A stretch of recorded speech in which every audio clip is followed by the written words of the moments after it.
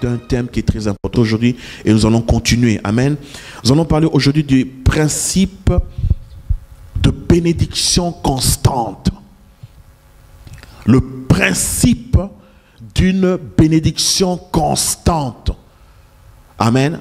Mes frères et sœurs, nous devons savoir qu'il y a un principe pour que notre vie soit bénie constamment. Amen. Il y a un principe biblique. Il y a un principe pour que notre vie soit bénie, pour que nous puissions être bénis dans la constance. Nous devons savoir que Dieu ne veut pas seulement nous bénir aujourd'hui d'un pain et demain on va mourir de faim. Dieu ne veut pas aujourd'hui bénir ses enfants d'une petite bénédiction et demain tu vas... Dieu veut que notre bénédiction soit constante. Amen. Que notre vie de bénédiction soit constante. Aujourd'hui, que notre maison soit bénie, qu'on soit dans l'abondance. Et dans l'abondance, je peux bénir mes amis, je peux bénir mes frères, je peux bénir ma famille dans l'abondance, car je suis avec le Seigneur. Mais pour cela, mes frères et sœurs, nous devons savoir que pour une bénédiction constante, on doit être le principe qui réside pour cette bénédiction constante. Amen. Une vie bénie, une vie de grâce, une vie de bénédiction. Je suis béni parce que je connais les principes. Et nous devons savoir que la parole de Dieu est une parole de principes. Amen. Et lorsqu'on applique ces principes, mes frères et sœurs, ces principes commencent à travailler dans notre vie. Des principes. Il a dit aimer Dieu de tout votre cœur, de toute votre force, de tout aimer Dieu. Et ça, c'est un principe que lorsque j'applique ça dans ma vie, je reçois le bénéfice qui est lié avec ce principe-là. Amen. Il dit, c'est que l'homme s'aimera, c'est ce qu'il récoltera. C'est un principe, c'est une loi. Et lorsque j'applique ça dans ma vie, que je prie ou je ne prie pas, mes frères et sœurs, l'homme récolte de ce qu'il a sémé. C'est un principe. Amen. Croyant, non pas croyant, tu sais que tu as sémé. Pas plus, pas moins. Amen. On récolte, on ne se moque pas. L'homme récolte ce qu'il sème. Il sème la désobéissance, il le récoltera tôt ou tard. Amen. Il dit l'indifférence, il le récoltera tôt ou tard. Il sème la bénédiction, il le récoltera également. Il moissonnera ce qu'il a sémé. C'est pour ça que la Bible, nous devons la lire avec une attention. Lorsqu'on dit aux gens, recevez l'enseignement, c'est pour que nous puissions connaître les principes, commencer à les appliquer, pour que notre vie soit une vie bénie. On peut aujourd'hui, du jour au lendemain, on peut aujourd'hui prier toute la nuit, mais si on n'applique pas les principes, de prière n'a aucune force dans notre vie. Vous êtes avec moi? La prière, elle renforce. Elle nous renforce, mais l'application des principes est très important. Amen. Ce qui nous aide et ce qui nous aidera, mes frères et sœurs, c'est l'application des principes. C'est pour ça que la parole dit dans Matthieu, le Seigneur a dit que non, il y a une maison qui a été bâtie sur le sable et l'autre a été bâtie. Mais sur le roc, lorsque les intempéries sont venues, lorsque la tempête est venue, celui qui a bâti sa maison sur le sable, la maison a été détruite. Parce que fondamentalement, l'homme n'applique pas les principes. Et si tu n'appliques pas ces principes, mes frères et sœurs, tu es perdu, ta maison sera détruite. Mais celui qui a maison sur le roc, sa maison reste fort et puissant. Pourquoi? Parce qu'il applique les principes du royaume de Dieu. Amen. Si nous sommes à l'église, si nous appelons les gens, venez écouter la parole de Dieu. C'est pour que ces gens connaissent les principes du royaume de Dieu, commencent à les appliquer dans leur vie et ils verront la grâce et une bénédiction constante dans leur vie. Amen. Aujourd'hui, les gens reçoivent des petites bénédictions et ils croient qu'ils ont déjà gagné toute leur vie. Ils croient qu'ils ont déjà acquis tout dans leur vie. Ils reçoivent la bénédiction. Oui, pasteur, priez pour moi. Ils reçoivent la bénédiction et puis demain, on ne le voit plus. Croyons que tout va déjà bien, tout va bien. Ils ne savent pas que ça, c'est un piège de l'ennemi en train de les tendre. Ah, tu n'as plus besoin. Tu as reçu tout ce que tu avais. Alors que nous sommes des gens, mes frères et sœurs, qui doivent demeurer dans la bénédiction et vivre cette vie de bénédiction, une bénédiction constante. Amen. Qui ne finit pas, infinie. Pourquoi? Parce que je suis dans l'abondance, je suis dans la maison du Seigneur. Et la Bible dit que je suis comme un arbre qui est placé dans le dos et qui porte ce fruit. Amen. Et qui porte ce fruit. Et tout ça, ce sont des bénédictions constantes. Moi, je n'ai pas envie d'être béni et puis demain, une petite bénédiction et demain, je suis dans la galère. Non. Je ne veux pas que vous puissiez vous contenter des petites choses. On a eu le mariage, on croit qu'on a déjà à tout le niveau, toutes les bénédictions du monde. Non, mes frères et sœurs, c'est juste un commencement. C'est juste un commencement. Il y a une continuité, il y a une constance de bénédiction que Dieu a préparée pour son Église et pour ses enfants. Amen. Il y a une constance. Et tout ça, nous devons comprendre les principes d'une bénédiction constante. Amen. Nous allons parler de bénédiction. Que veut dire la bénédiction? Nous allons voir dans Psaume, dans Proverbe, le chapitre 10. Parce que, mes frères et sœurs, pour qu'on puisse continuer, nous devons connaître qu'est-ce qu'est la bénédiction. Amen. Nous allons voir dans Proverbe. Je dis Proverbe 10, le verset 22.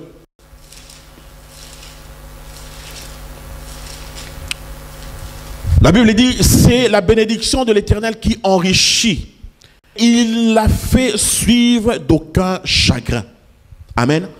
La Bible dit que la bénédiction de Dieu, qu'est-ce qu'elle fait? Elle enrichit. Et il ne le fait suivre d'aucun chagrin.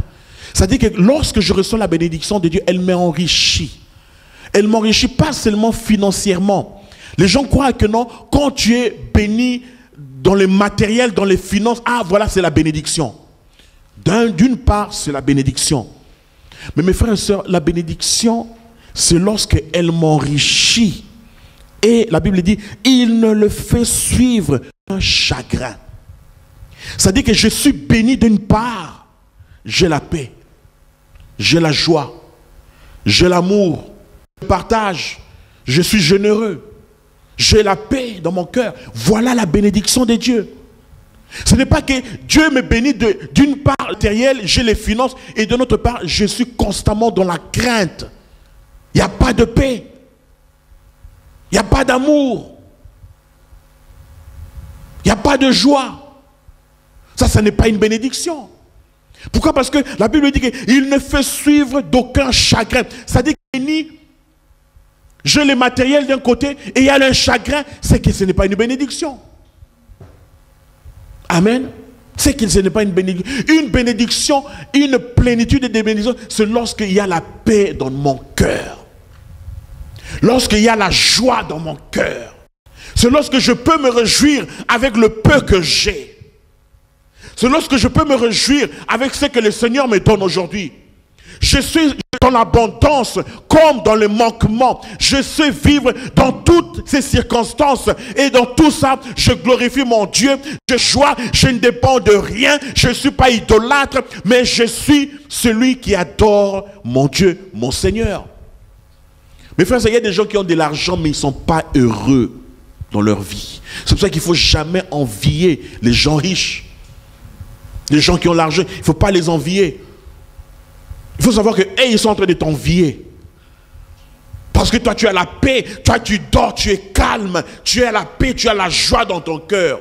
Mais lui, il est en train de s'inquiéter à cause de ses richesses. Mais peut-être que je vais le perdre demain, après-demain. Mais toi, tu as la paix dans ton cœur. Amen. Dieu veut nous remplir notre vie d'abondance, de bénédiction. Mais il y a des choses fondamentales qui doivent avoir. Il y a les fruits de l'esprit qui doivent être dans ma vie. Il y a la grâce de Dieu qui doit être dans ma vie. Il y a qui doit être dans ma vie. Voilà les bénédictions spirituelles que Dieu a préparées pour son Église. Il a dit dans sa parole, soyez féconds. Remplissez la terre. Multipliez-vous, remplissez et assujettissez et dominez. Parce que tu es rempli de bénédiction. Tu as la joie. Tu as la paix. Tu sais comment maîtriser des situations. Tu sais comment sortir de toute forme de situation. Tu n'es pas une personne qui est constamment dans la dépression et puis après tu fais des suicides. Non, non, non, non. Moi, à l'époque, je croyais que les gens qui ont beaucoup d'argent, ce sont des gens très heureux dans leur vie.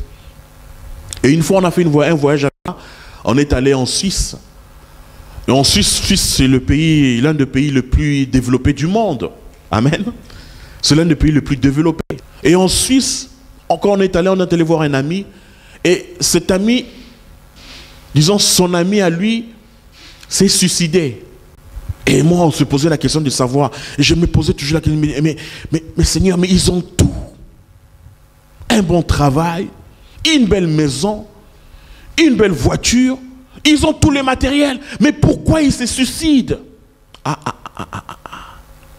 Pourquoi ils se suicident? Est-ce que le fait de se suicider, est-ce que c'est une bénédiction? Donc c'est pour dire que l'argent, le matériel n'a aucun avec la bénédiction. D'une part, c'est une bénédiction, mais ce n'est pas la plénitude de bénédiction que le feu que nous puissions avoir. Amen. Ces gens ont tout. Moi, j'étais étonné. Et j'ai posé la question à cet ami. Mais qu'est-ce qui se passe? Et il a dit que non, la Suisse est, à cette époque-là, je ne sais pas maintenant, la Suisse occupait la 3e place dans le monde où il y avait plus de suicides. Il faut voir et aller sur Internet, faites recherche, moteur de recherche. Quels sont les pays là où il y a plus de suicides? Vous allez voir, ce sont les pays les plus développés.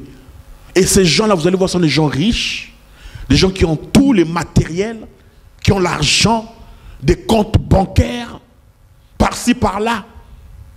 Mais des fois, nous les croyons, on les envie. Vous êtes d'accord avec moi?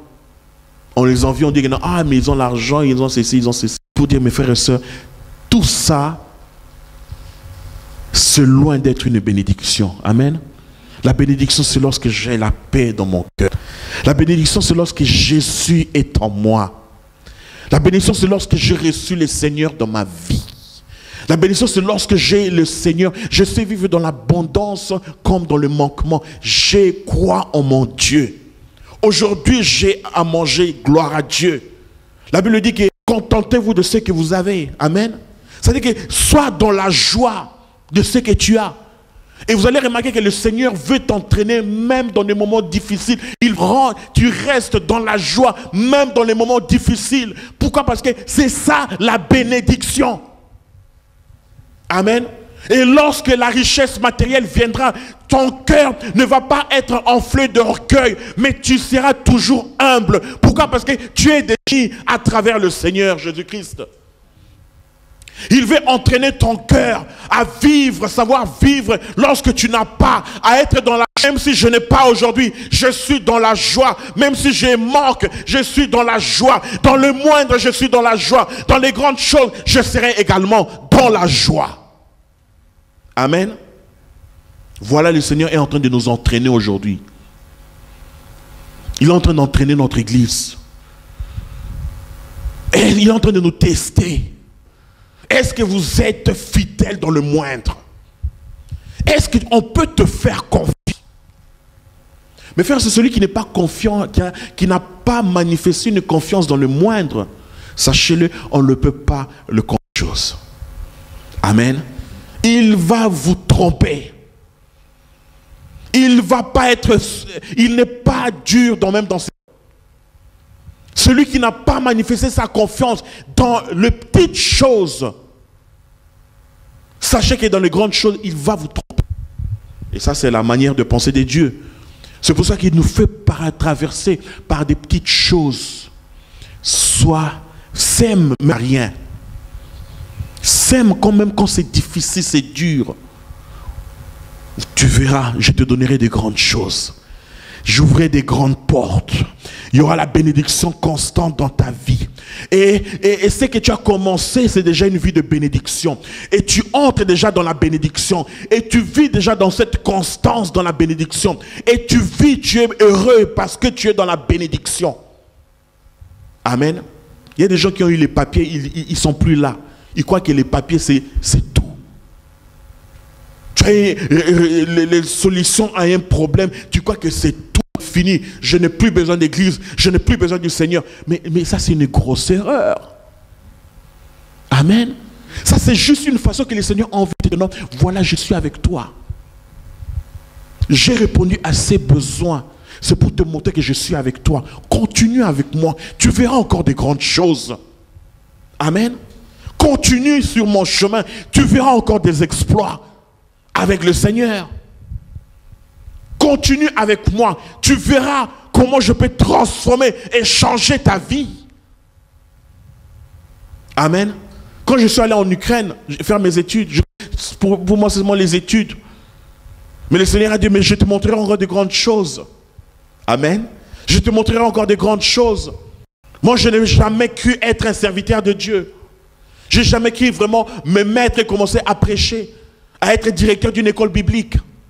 Mais le fait que j'étais fidèle dans le moindre, venir nettoyer l'église, venir placer les chaises, j'ai compris que pour moi c'est une bénédiction. Tout commence par le moindre. Il arrivera un moment où le Seigneur va m'élever. Il arrivera un moment, je ne resterai pas toujours dans cette position-là. Tout commence par le moindre. Je suis fidèle dans le moindre et le Seigneur me montrera de grandes choses dans l'avenir.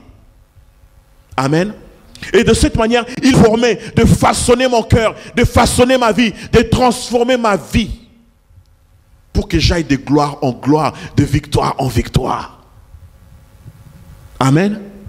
Mes frères, ne nous contentons pas des petites choses, voyons grand, mais sachant que les grandes choses que nous voyons commencent aujourd'hui par les moindres que nous faisons. Soyons attentifs dans ces petites choses grandes. Amen. Voilà la bénédiction constante. Nous allons voir ce principe, c'est dans Psaume. Psaume 133. Psaume 133. C'est un verset que nous connaissons bien. Amen. Le Psaume 133. Et mon thème, c'est le principe de bénédiction constante.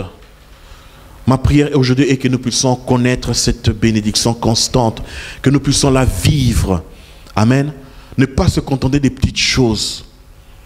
Il y a des gens qui se contentent, je veux le mariage, j'ai eu les mariages. Est-ce qu'on croit que Dieu est allé à la croix seulement pour le mariage? Hein? Dieu est allé à la croix seulement pour les papiers? Des fois, les gens sont prêts à aller dans le compromis pour avoir ces papiers. Et il a le prêt de passer par le compromis. Après, gloire à Dieu, gloire à Dieu. Toi-même, consciemment, tu sais que tu es passé par un compromis pour avoir ces papiers-là. C'est-à-dire qu'au premier moment, il n'y a pas la bénédiction de Dieu. Parce que c'est le compromis. Amen. Et après, tu as encore le culot de quitter l'église. De ne pas venir. Je ne sais pas si je me fais comprendre. On devait demander la grâce, la miséricorde de Dieu. Amen. Pourquoi? Parce qu'il y a des lois, par exemple en France, il y a des lois qui ne favorisent pas de bien faire des choses. Des fois, des gens contournent la loi. Amen. Mais dans tout ça, mes frères, nous devons toujours garder notre cœur dans la crainte du Seigneur. Que Seigneur, en tout cas, je suis dans une position difficile. Aide-moi. Restez sous cette grâce-là. Amen. Restez sous cette grâce. Jésus est allé à la croix non pas pour les petites choses. Amen. Voyons grand. Mais les grandes choses, comment par les petites choses qui sont aujourd'hui. Amen. La Bible dit ici, voici, oh, qu'il est agréable, qu'il est doux pour des frères de demeurer ensemble. C'est comme l'huile précieuse qui, répandue sur la tête descend sur la barbe d'Aaron, qui descend sur le bord de ses vêtements. C'est comme la rosée de l'Hermon qui descend sur les montagnes de Sion. Car c'est là que l'Éternel envoie la bénédiction, la vie pour eux. Amen. Car c'est là, mes frères, ça c'est le verset point, la phrase point clé. Car c'est là que l'Éternel envoie quoi? La bénédiction. Envoie quoi? La vie pour l'éternité. C'est-à-dire que constante. C'est-à-dire que tu as déjà, ta vie chrétienne, tu l'as commencé déjà. Et tu sais que tu es dans la bénédiction. Une chose, il y a une grande différence entre passer par les épreuves et vivre l'échec. Amen. Il y a des gens qui ne savent pas faire la différence. Mais nous, comme chrétiens, nous devons savoir, les épreuves, ce sont des choses qui font partie de la bénédiction de Dieu. Amen. Les épreuves, ça fait partie de notre vie chrétienne. C'est inévitable. Amen. Ce sont des choses qu'on ne peut pas éviter. C'est-à-dire que même si tu cherches à courir, à fuir comme avait fui Jonas, l'épreuve va te suivre là où tu fuis. Amen. Nous devons savoir qu'il y a une différence entre les épreuves et l'échec. Il y a des gens qui confondent. Il passe cet homme-là, il passe des épreuves difficiles. Il échec, il a échoué. Il n'a pas échoué. Échoué. L'échec, c'est lorsque l'homme abandonne. Voilà l'échec. C'est lorsque l'homme abandonne. Ça, c'est un signe d'échec. Mais lorsque tu n'abandonnes pas, lorsque tu tombes même, tu passes par des épreuves, des moments difficiles. Tu passes. Pourquoi? Parce que ce sont des choses qui font partie de notre vie chrétienne. Qu'on le veuille ou pas. On a vu ça dans des apôtres, des disciples. Ils ont passé par des tribulations, mais ce n'était pas des échecs. Amen. Ils sont passés même par la mort. On les a tués. Il y a des apôtres qui ont été tués. C'est pas dit que quand tu es tué, ça dit que c'est fini, c'est l'échec. Non, c'est la victoire. Même la Bible dit que la mort est un gain. Est un gain. Amen. Je parle aujourd'hui, mes frères et sœurs, de la bénédiction constante. Nous devons comprendre que même les épreuves, mes frères et sœurs, ça fait partie de la bénédiction de ma vie. Quand on voit Joseph, il est passé par là, un moment des épreuves, de difficiles, mais c'était des bénédictions constantes dans sa vie. Pourquoi? Parce qu'il ne pouvait pas acquérir ces bénédictions dans l'avenir. Il n'était pas passé par ce chemin. Il y a des chemins obligés à passer. Et ces chemins sont des chemins difficiles, mais je dois les passer au nom de Jésus-Christ. Et je serai toujours un vainqueur. Amen. Mais frères, la bénédiction, ce n'est pas quand les choses sont toutes faciles. Non, c'est un danger. Quand tout est facile, quand tout semble facile, danger. Amen. Vous allez me dire, mais qu'est-ce qu'il est en train de dire? Oui, c'est un danger. Surtout quand tu vis encore dans l'iniquité. Tu vis dans l'iniquité et les choses marchent bien. Tu vis dans le péché, tu vis dans le mal, tu fais ceci, et marche bien. Mais c'est un danger. Il faut se poser la question, mais Seigneur, qu'est-ce qui ne va pas? Qu'est-ce qui ne va pas? Amen. Pas. Comment les choses marchent avec facilité comme ça? On commence. Voici, oh, qu'il est agréable, qu'il est doux pour deux frères de demeurer ensemble. Mes frères et sœurs, premièrement, pour avoir une bénédiction constante, nous avons besoin de nous rassembler. La Bible dit qu'il est agréable que de frères de demeurer ensemble. De frères et de sœurs de demeurer ensemble. Mais frères, rassemblement est une puissance. La solidarité est une puissance. Quand on est dans une même pensée, quand on est rassemblés, unis dans l'unité, mes frères, c'est une puissance. Surtout quand une église se rassemble, puissance, c'est le parlement de Dieu sur la terre. Amen.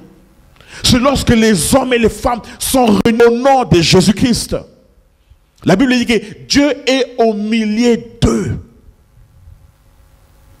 Le fait que nous sommes réunis là, c'est une force, c'est une puissance. Et plus nous sommes nombreux, plus on sera encore plus fort. Unis dans un même esprit, dans une même vision, unis tous ensemble. Amen. Mes frères et sœurs, rassemblons-nous. Rassemblons-nous. S'il y a possibilité, téléphonons les gens.